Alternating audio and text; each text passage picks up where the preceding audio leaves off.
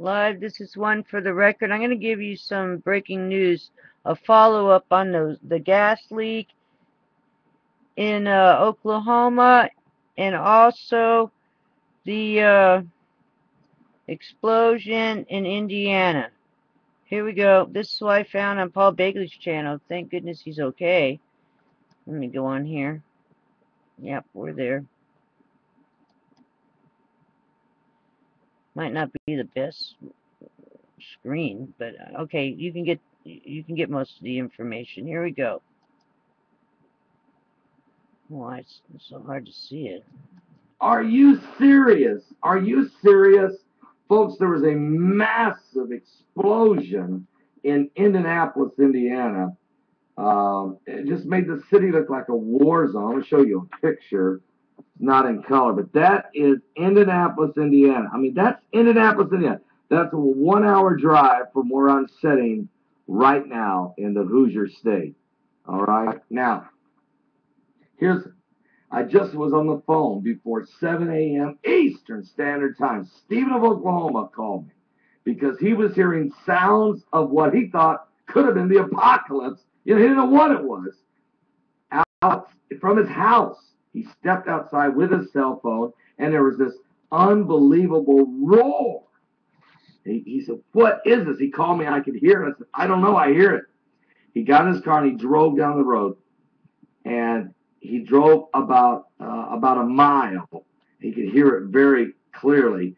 Then on the radio, he heard there was a massive gas leak, high pressure gas leak that was causing a sound so powerful. Sounds like a jet airplane for over 3 miles throughout the entire Tulsa, Oklahoma area. I'm going to play you the sound of the actual 2 minute audio tape from his cell phone. And the reason I bring this up is because isn't it strange that that's happening? And then in Indianapolis, authorities say this loud explosion has leveled the homes in Indianapolis and set 4 others ablaze. It ends up being 31 homes catch on fire. 2 people are dead, causing severe injuries, as Captain Rita Burris with the Indiana Fire Department told the Associated Press. Firefighters are still working to put out the flames. That was Saturday evening. Now we know what ended up happening. Here's another picture of the war zone. This is from the explosion. This is from the explosion downtown in the neighborhoods of Indianapolis, Indiana. 31 homes burned or destroyed. 2 people died from a massive gas leak explosion. Now there was some rumors out there that there was some kind of a attack or something that caused this, but to be quite honest with you folks, this thing was powerful. Powerful. 4 people have been taken to the hospital of the roaring explosion that leveled these homes. 4 people taken to the hospital.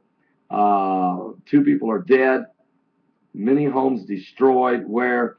Indianapolis, Indiana. Now, I want you to listen to this right here. This is a audio from Stephen of Oklahoma for just a few moments ago as a high pressure gas leak is creating an unbelievable roaring sound. Listen closely. Stephen gives us a little bit of his insight here in the audio.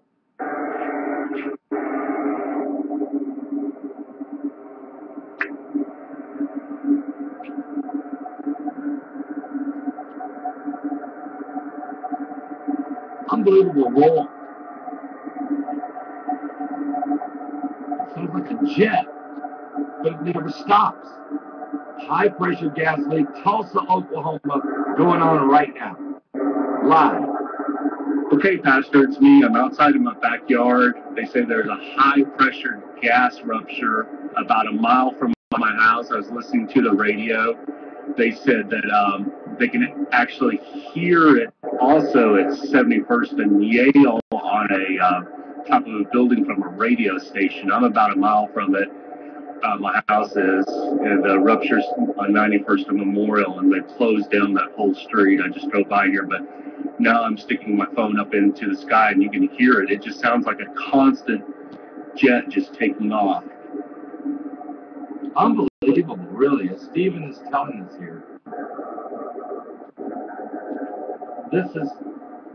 Why is these high-pressure gas leaks starting to happen? Tulsa, Oklahoma, as we speak right now. Indianapolis, Indiana, destroying 31 homes, killing 2 Saturday night. What's going on? What about Louisiana and the salt dome, the sinkhole, all the gases? What's taking place right now?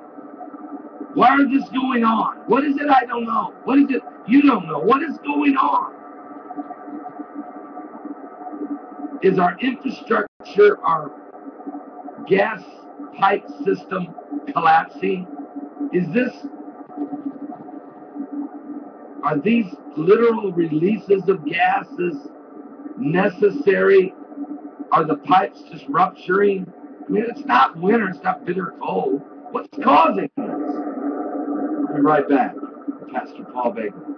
I'll tell you what I want to do. Crazy. What days we live in. It is crazy, Stephen. Folks, leave some comments down below of what you think it could be or information you may know. Comments. Do that on this YouTube video. We'll be back. We got more to talk about. This thing with General Petraeus. I mean, come on. You can see this. Oh, come on. The man was due to testify on Thursday. How convenient. Remove him out of the way so we don't need to, so that the American public doesn't find out what really happened at Benghazi in Libya. Why did UN Ambassador Christopher Stevens? We got a lot to talk about today. Don't miss my show today from 12 noon. All right, so there's that, and I'll attach some more things that I've found online. Alrighty then. You take care, and I'll see you again tomorrow. You may need to move, Ron.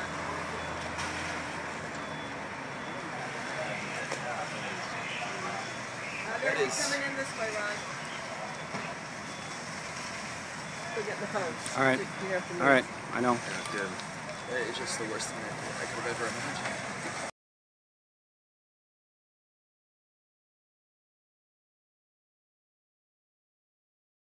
Explosion destroys 2 homes, sets others ablaze in Indianapolis neighborhood.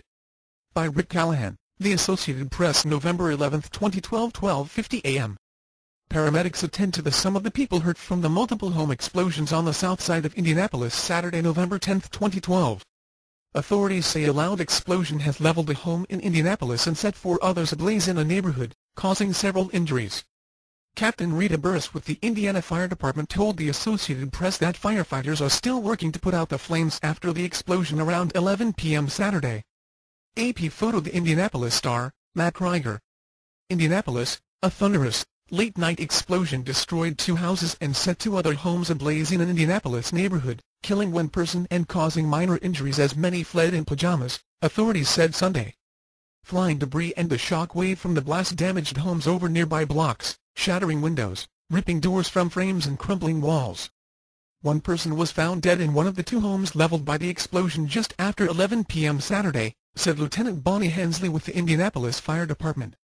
She didn't identify the person whose body was recovered after firefighters put out tall flames that rose on the skyline. Hensley also said 2 homes exploded side by side, both leveled, and that 2 more adjacent homes also caught fire and were heavily damaged. About 2 dozen additional homes were damaged by either the initial explosion or the shock wave and flying blast debris, including doors flung off their frames. The cause of the explosions remains unknown, Hensley said, adding investigators would better assess the rubble after daybreak Sunday for clues. Approximately 200 people were taken to an elementary school, and there were 2 minor injuries, Hensley said. Rescue crews remained at the scene Sunday, searching in the event of finding any more victims. All power and other utilities were cut to the neighborhood. Most of the evacuees later went on to stay with relatives, friends or at hotels, though about 15 to 25 were spending the night at the school on cots. The powerful blast caught sleeping people unaware, so strong that it knocked garage doors off their hinges and caved in walls of homes in the residential community on the south side of Indianapolis. Many awakened by the blast scooped up their pets and were led away, still in their pajamas. Pam Brainerd, a 59-year-old hospice nurse, said she was asleep on her couch when the tremendous explosion rocked the neighborhood, blowing out the upstairs windows in her house. "I was sleeping on the sofa and all of a sudden, my upstairs windows were blowing out and my front door was falling in," Brainerd told the Associated Press. "My front door came off the frame. It was the largest bang I've ever heard." Right after the explosion she stepped outside to see what she described tall flames one street away. "There was a house engulfed in flames and I could see it spreading to other houses. It looked like a war zone," she added. The scene was initially chaotic outside a nearby elementary school where most residents were evacuated. Several people milled about pajamas, some with dogs on leashes. One lady brought along her cat. Beyond the school's parking lot, smoke was still visible, rising in the distance. The smoke was illuminated by bright lights of emergency responders. Brainerd later left the elementary school to meet up with relatives, her 2 dogs in tow. The cause of the explosion and fires wasn't immediately clear, but Indianapolis Mayor Greg Ballard immediately squelched initial speculation of a possible plane crash. Television video showed tall flames shooting overhead soon after the blast, but firefighters later had the flames out, leaving clouds of gray smoke billowing overhead. "It was so strong that it clearly had an effect for blocks," Ballard said. He added that police went door to door after the blast to get everyone out. While some questioned whether natural gas was suspected in the blast, he said he had no preliminary information on a possible cause. He said it was still a time for taking care of those forced out. "We're going to need some comforting in the next few days," Ballard added. The blast was heard for miles all around. But for those close by, it was deafening. Brian and Trina McClellan were at home with their 23-year-old son Eric when the shock wave from the blast a block away shuddered through their home.